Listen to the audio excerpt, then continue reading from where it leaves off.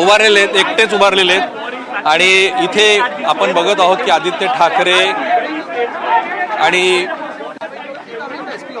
आणि जर महाराष्ट्रात काही घडलं तर देवेंद्र फडणवीस याला जबाबदार राहतील. काही नाही विचारलं, सांगितलं की नीट चाललं ना, ठीक चाललं ना, आणि किती भ्रष्टाचार झाला जरा बघून या, कारण देशाला दाखवायचं आहे भाजप किती भ्रष्टाचारी आहे. बीजेपी म्हणजे भ्रष्टाचारी जनता पक्ष झालेला. त्यांनी काळजीपोटी देखील फोन केला असावा.